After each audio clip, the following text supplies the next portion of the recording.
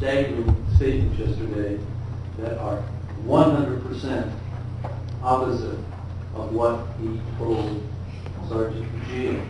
And I can make a record, but if I get to use them, I'd like to not have you listen. But I'm not talking minor details. I'm talking significant details. And therefore, I think Garrity only protects if he were here being criminally charged. He had many lawyers with him at different times. He's totally had the best lawyers that he could purchase himself, and the city of Phoenix purchased for him. And so therefore, if there is a privilege, it has been totally waived. And he looks like a Fifth Amendment. He can't get on the stand, as Patty Hirsch tried to do, and just say, I'd like to take it now and not later. The Ninth Circuit said you can't do that.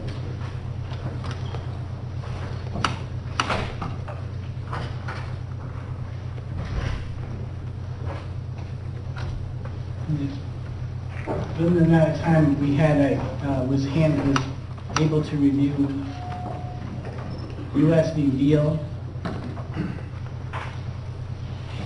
153 F3, 1233.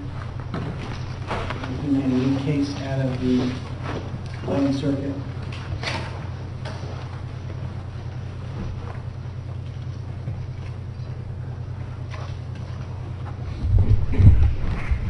U.S. v. McKinley. McKinley versus City of Mansfield, 404 F3, 418. They don't cover this situation specifically, but they do have the general principle that the Fifth Amendment can't be used as a shield against. In the case is perjury. I don't know if we need to raise the level of perjury, but I say for impeachment, the law I'm much more familiar with is violation of Miranda rights that has not allowed or does not protect the defendant from being impeached statements that were in violation of Miranda. So I see that is the most akin situation to this one. So the court would allow impeachment of Officer Virgilio on statements he may have made to Sergeant Agia that are inconsistent with testimony he's made today or yesterday, or statements he's made in other statements. Anything else? Take a break, wait for the jury's to start. All right, here? All right. You ready? I'm ready when they're ready.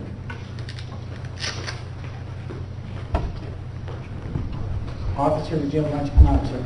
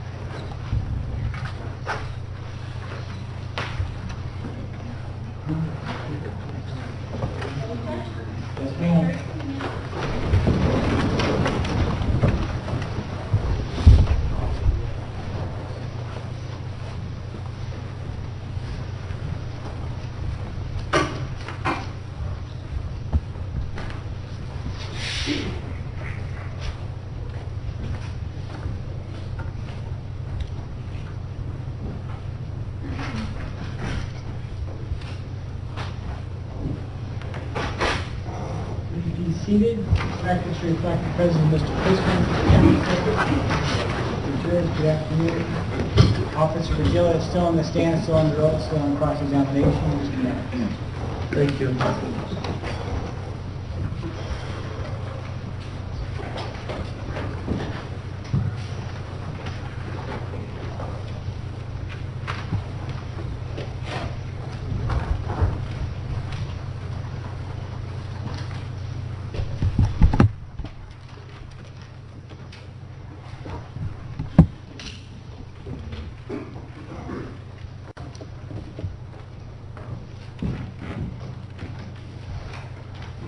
Show you again Exhibit 295 of your phone record.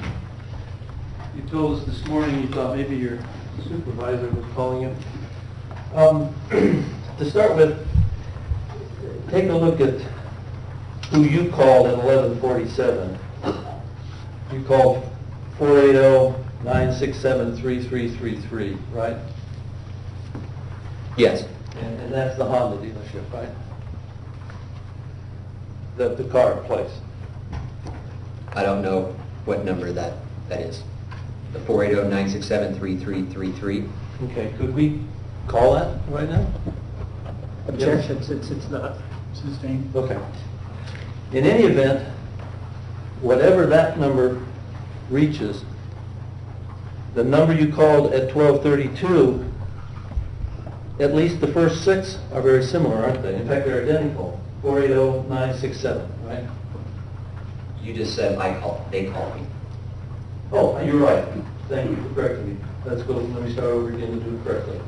At 11:47, you called 480-967-3333. And at 12:32, you received a call from 480-967-9325.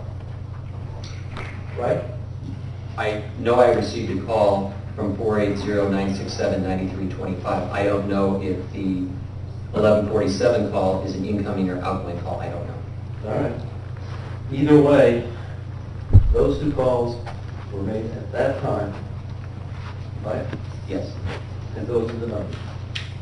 Yes. And the one at 12:32, the bill says the duration was 1 minute, correct? Yes. Now, Sergeant Matson, the sergeant that you thought was your supervisor, right? Yes. His cell phone starts with 602, doesn't it? I have no idea what his cell phone starts with.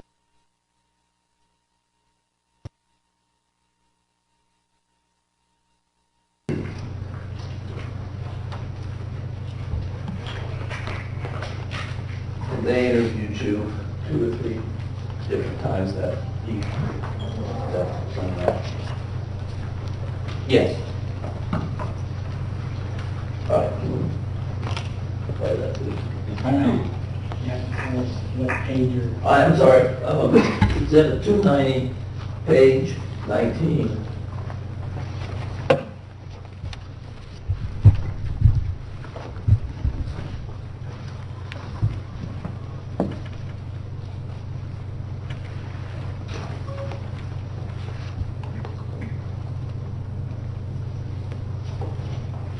I would have never gone in that trailer. Never.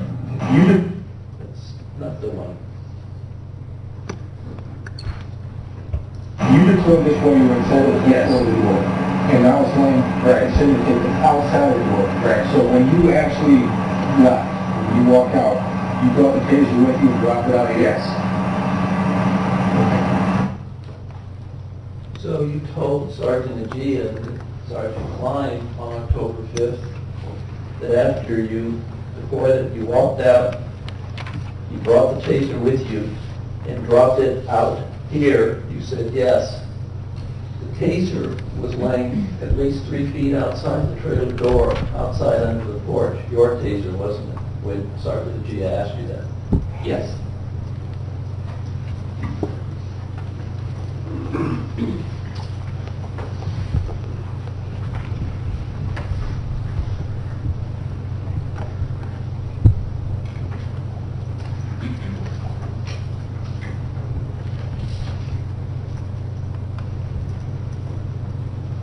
I think, I just want to make sure I haven't covered this. talking to the attorneys on July 26, 2012, you told them that with your initial contact with Ms. Fernandez, she was upset, emotional, and desperate. I'd have to look at the transcripts. Would you look at that big, what number is that when you have it in your hand there, sir? 292. Would you look at page 183?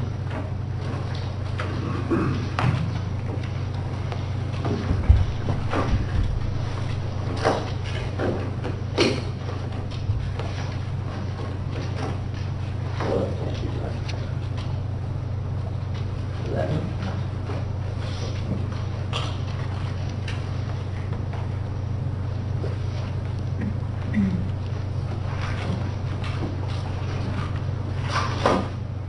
That's what you told me. Yes. So you were under oath at that time, as you are today, when you said that, or yesterday when you said Ms. Fernandez was calm. But in July, you said she was upset, emotional, desperate. Yes.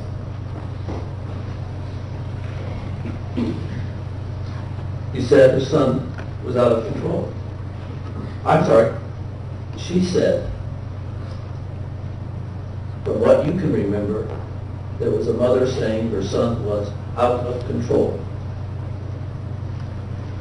That's what you told the attorneys on July 26, 2012, right?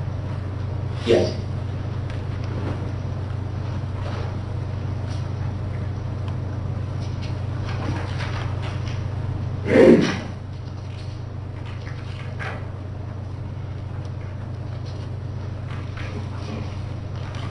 When the pit bull was barking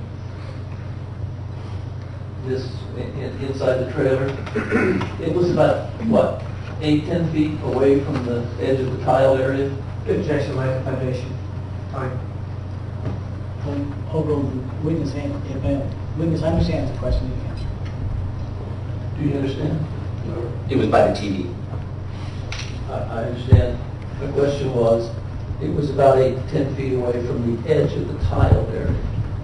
Fair statement? I don't know. It was by the TV, whatever that is.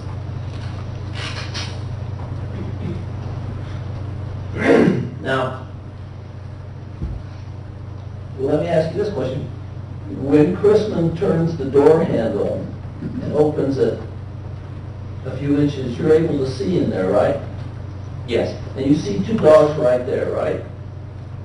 Yes. And the muzzle of the dog is right there in the doorway, right?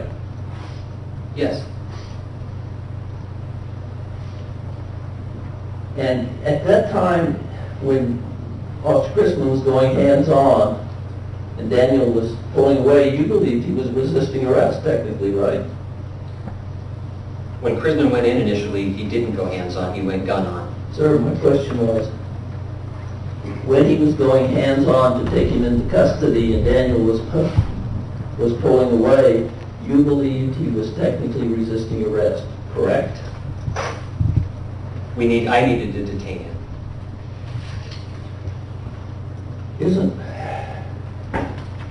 what you told Sergeant Agia, that when Chrisman was going hands-on to take him into custody and Daniel was pulling away, you told Sergeant Agia he was technically resisting arrest, correct? I don't remember that. And you told him that Daniel was flailing his arms and he was kicking. I'm sorry, and when she asked you if he was flailing his arms and he was kicking, you said everything, right? I don't remember that.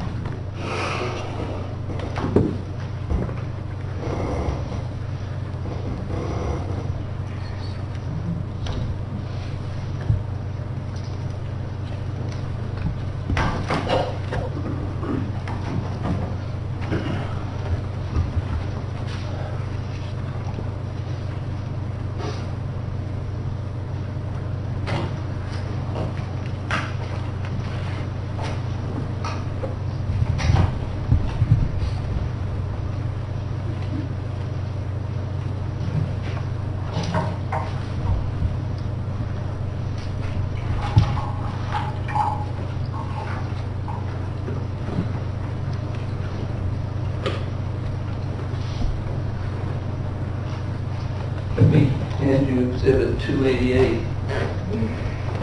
Mark for identification and went over to page 52. And ask you if you could take a look at that for a minute while we get my copy. And you have one from Mr. Martinez. I provided all of these, all four of them to him. Okay.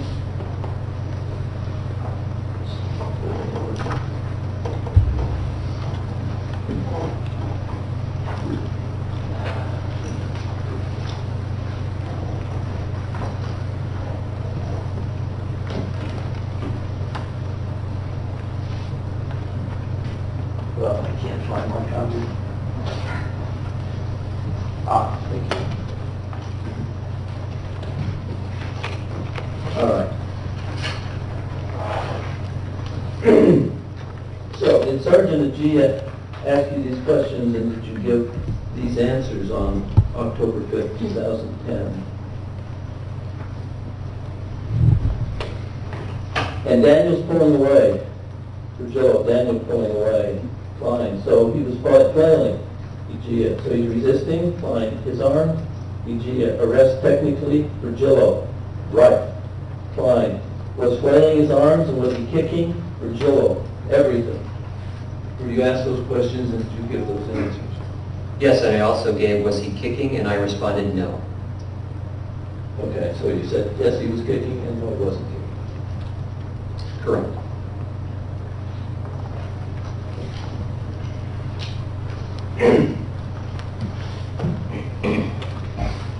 Now let me see if I can find. Just a minute.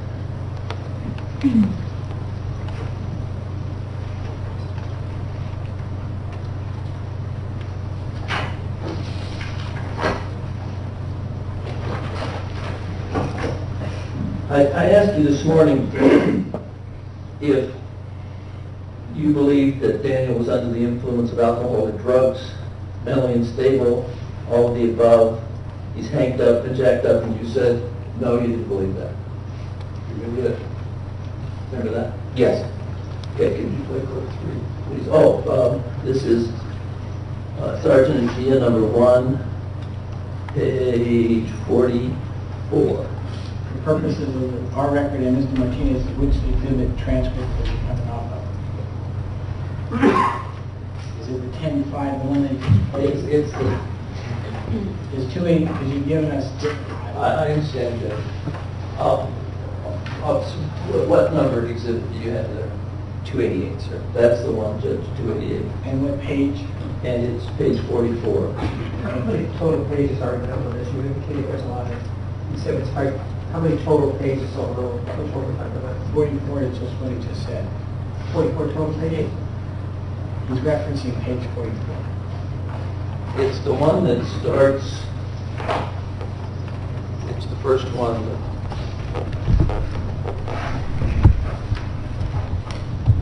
looks like this.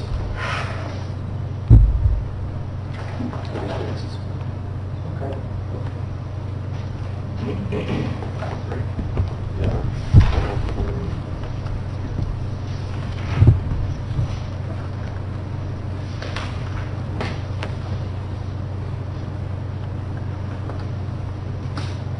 And in the way that he took that spray, he was acting in the way that he took that spray. Did you get like any impression like maybe this guy's under the influence of alcohol or drugs? Yes. Or maybe he's mentally unstable? And All of the above. Something's not right with this guy. He's too inked up. so he's jacked. When you say he's jacked up, he's Yeah. full of energy. Was he fidgety? Was he moving back and forth? He was very quick, very excited, Okay. And that was just very confident. That was you on October 5th, 2010, talking to Sergeant Ajia and Sergeant Klein, right? Yes. And that's what you told them then? right? Yes. But you're telling us today it's not true what you told them? That's not what I'm saying.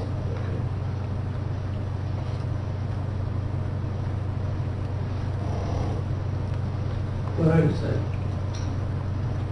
I'm saying that this was a very, it was a bad night, and I might have a little tired.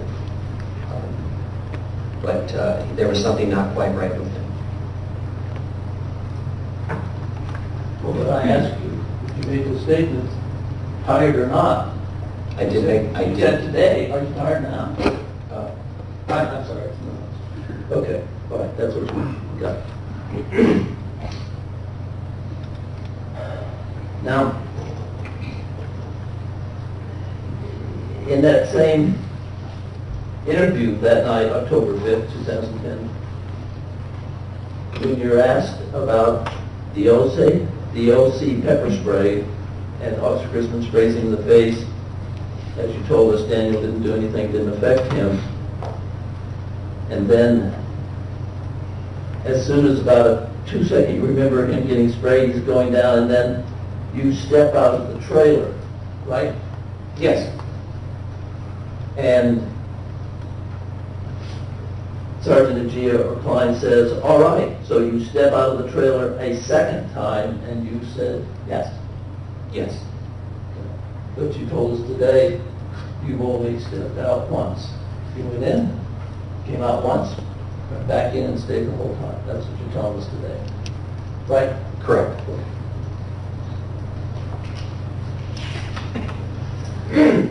But you walked outside, and actually you don't remember how long you were out there, do you? Yes, I did. Well, that's not what you told Larry Walton on July 26, 2012. When you were asked questions under oath.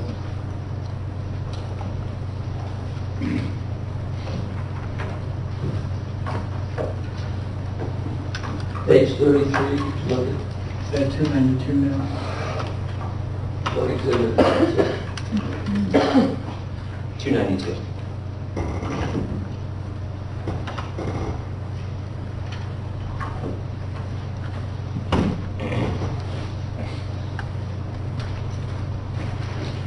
Are you at page 292? It's exhibit 292. I'm sorry, Beth. Thank you.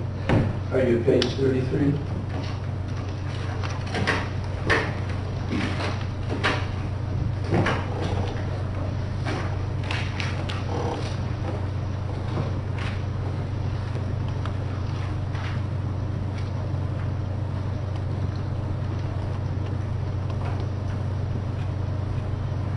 You say, were you asked these questions and did you give this answer? After you stepped out of the trailer to get some air, what happened next? Answer. Got some air, walked back into the trailer. Question. How long do you estimate you were outside of the trailer? Answer. I don't remember. Question. Less than 5 seconds? Answer. Somewhere. Were you asked those questions and did you give those answers? Yes.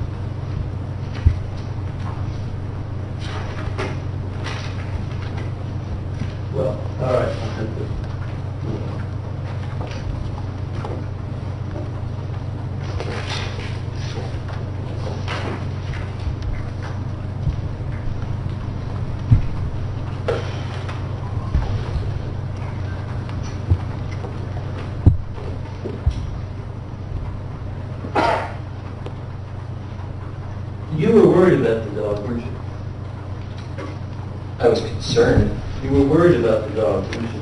yes. And if the dog wasn't there, you'd have had no problem trying to come in and take Danny down, right? No. Okay, this is clip 4. This is from page 47 of the first interview by Sergeant Gia. So if you could just show me the front page. Right. What page? Page 47, Uh, and that's that first one. No, I think this one.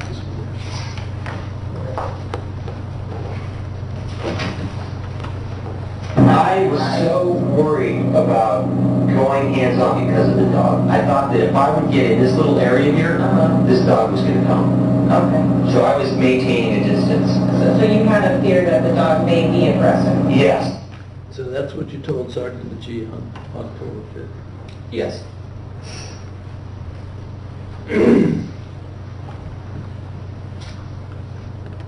You felt that the dog was going to protect its owner. Initially, it was a concern, but when the dog maintained its distance at the television. I said you were concerned that the dog was going to protect its owner. Initially, But after a while, you didn't think that. correct. You didn't feel comfortable going in there because of the dog, right? I didn't feel comfortable going in there, period. Yeah, but you didn't feel comfortable going in there because of the dog. Right? Initially. Okay. The dog was a possible threat, right? Yes. I mean, you, when you were young, witnessed your sister, when she was about 10, be attacked by a German Shepherd, didn't you? Yes. And she almost had her face ripped off, correct? Yes, she did. Now, and because of the dog, you thought a retreat would be the best option, right? Not because of the dog, no. Okay.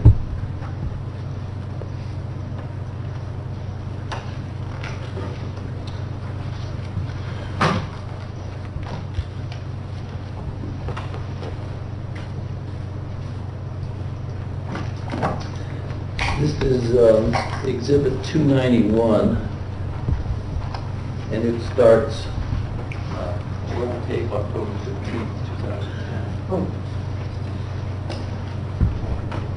You were interviewed again by Sergeant Gia on October 15th, 2010, correct? Yes. just could we get the page? I'm getting there, page 64.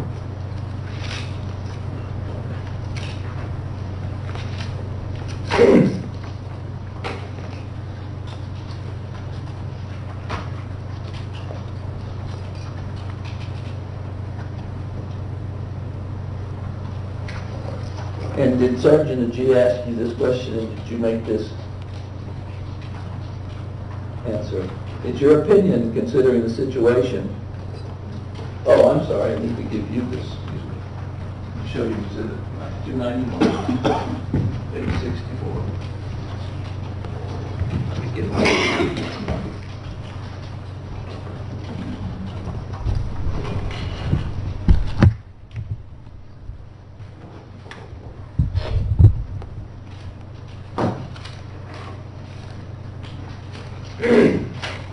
Sergeant Gia said, it's your opinion that, considering the situation, we've gone hands-on, this guy resisted, we pepper sprayed him, we've tased him twice, touch-tased him once, your opinion would still just back out. And your answer? Because of that dog, I think a tactical retreat would have been the best option. To Gia, because of the dog, for Joe, correct? Yes, Yes. a tactical retreat would have been the best option. In fact, you were ready to go. You wanted to retreat, didn't you? Well, once Chrisman put the gun to Daniel's head, Sir, if you could just try to answer my question. You were ready to go, you wanted to retreat, correct? Absolutely. Now, you have, in your training, you've got a radio, you can call for help, right, with you, right, sir? Just like Chrisman, yes. Well, that wasn't my question, I said, you, right? Yes. And I think I better use your life, so, wait.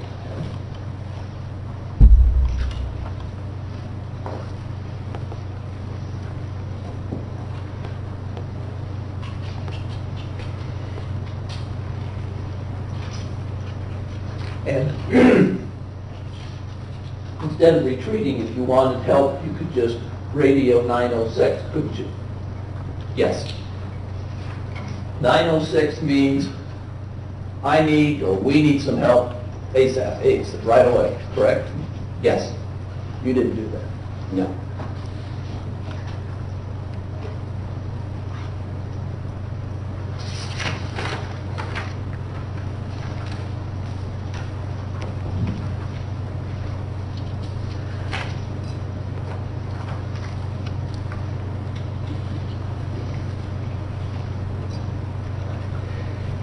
And then when Chrisman shoots the dog, you backed off because, number one, you were afraid, right? No.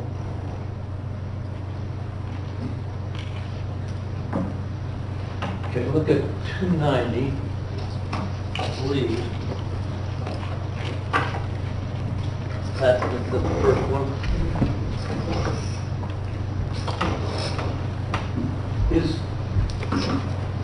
I'm looking for the first interview, sir, of Gia. What number is it? Well, that's what I'm trying to do. It's a thicker one. Maybe I haven't given it to you. It was, I'm sorry, it's 291. Here, I remember. And turning to page 24,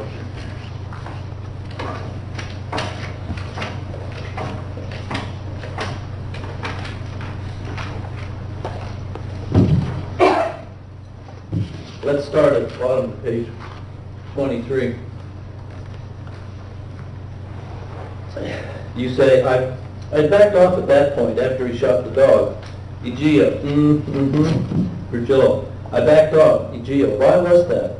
Virgilio, well, number one, I was afraid a little bit. Is that what you told Sergeant Egea? In Chrisman's condition, I was... Sir, is that what you told Sergeant Egea? Yes.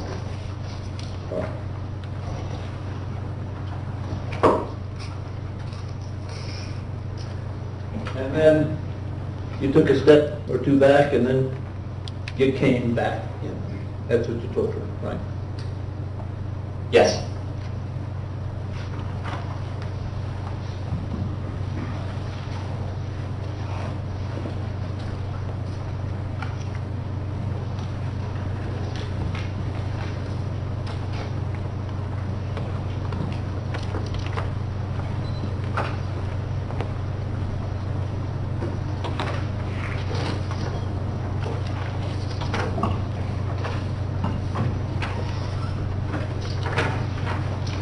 Can I have a few minutes? I need just a minute or two then. Yes, sir. Strap, strap.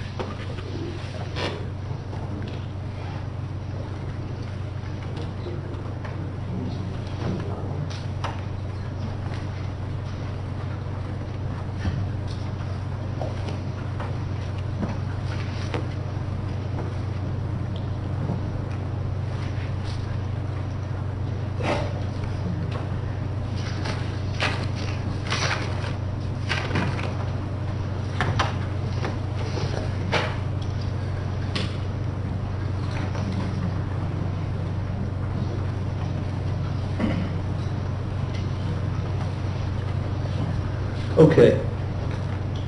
Your mindset back then was, I never,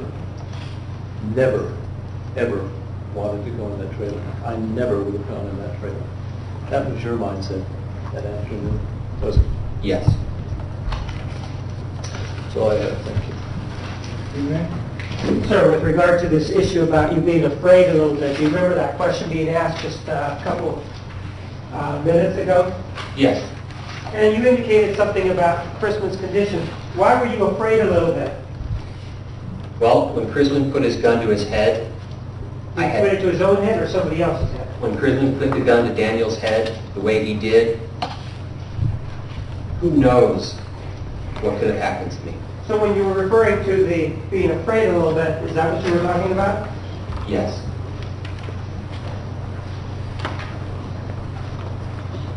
You also talked about being able to see the gun. Do you remember being asked about that prior to lunch? Yes. And one of the things that you indicated that in terms of the defendant, you weren't able to see his gun, right? Right. Why is it that you couldn't see his gun? Because Chrisman's gun was on the opposite side of me. Chrisman's right hand, and it was on the other side of him. And where were you standing throughout this whole thing as it happened? Breach of the door, right there in the tile area. And as you're standing there, you said you couldn't see the gun, right? Yes. And as Mr. Rodriguez goes to get out, where are his hands? On the bicycle.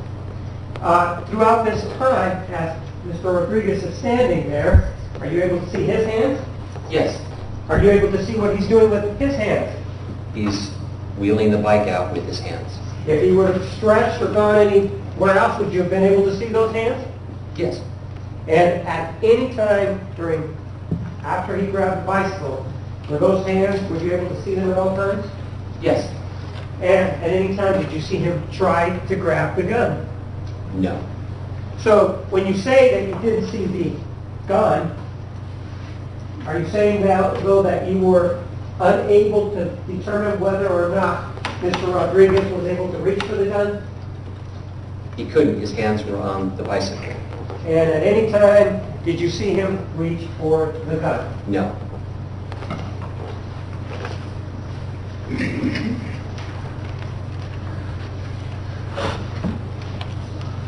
You were asked many questions about where you were standing throughout this event. Initially, when you went in terms of the dogs, you were asked, well, did you see the dogs walking or did you see the dogs running? Do you remember that? Yes. You were shown a transcript. Do you remember that? Yes. And you were asked, well, isn't it true that you said that you saw the dogs walking? Do you remember that? Yes. Well, actually, you said something else yesterday, didn't you? Yes, I did. What did you say yesterday? Yes, I did. Can we find it? See what you actually said? This is exhibit number 298. What'd you find it?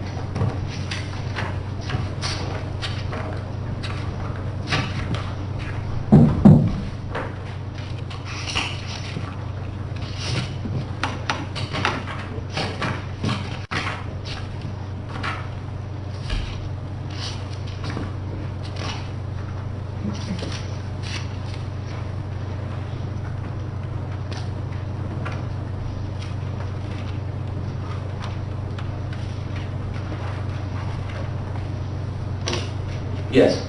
And what page are you looking at? Top of 39. And what does the top of page 39 say about the dogs? The dogs were just walking towards Chrisman at the door. In terms of these dogs, did you say that you did see the nose or not? The nose of the dog? Right, when you went in. When was the first time that you saw the dogs? When Chrisman opened the door, I saw two dogs coming. And where were they when you saw them? They were coming back from the hallway area. You indicated that at first you were concerned about them, right? Yes. And as the event went on, did you stay concerned? No. You did indicate in response to a question something to the effect of, well, yes, I was worried, but you used the word initially. What were you talking about? Well, when I first saw the dogs and we went in, one dog disappeared, the other dog went by the television and barked the entire time. He wasn't dangerous at that time. So as this unfolded, were you still worried about the dogs? No. One of the things that you talked about was this issue about the 911 call. Do you remember that? Yes.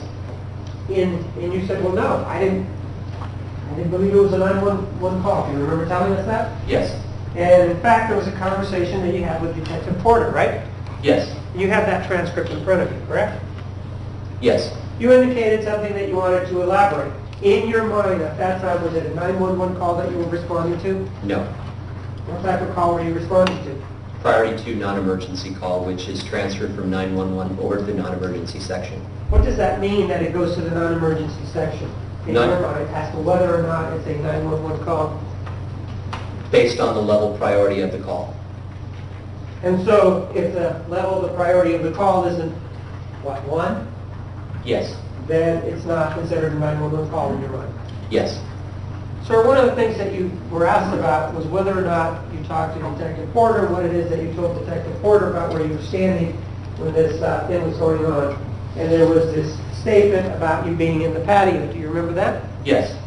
And you said, yeah, I did say patio. Do you remember that? Yes. Was the front door, did it lead to a patio? Yes. And did it also have a door? Yes. And you also indicated to Detective Porter what, in terms of what your positioning was when the shooting took place. And if you need to find it in the transcript and read it to us. I don't need to find it, sir. Well, I want you to find it. For my purposes, Mr. Martinez, which shooting are you referring to? The shooting by the defendant, and I know the dog's on the video. When he finds it, can we just have which transcript? Sure. Please.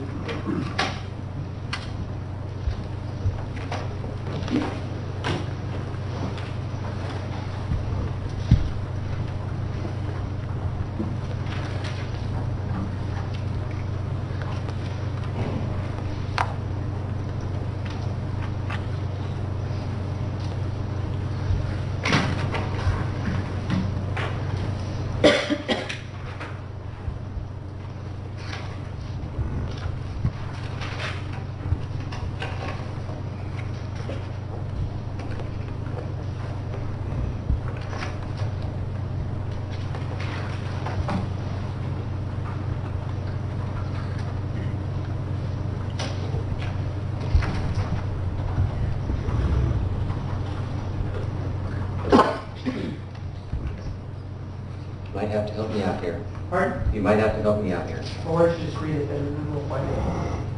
We'll find it again. First one to find it, could you share that information? Pardon? The first one that finds it, could you share the information?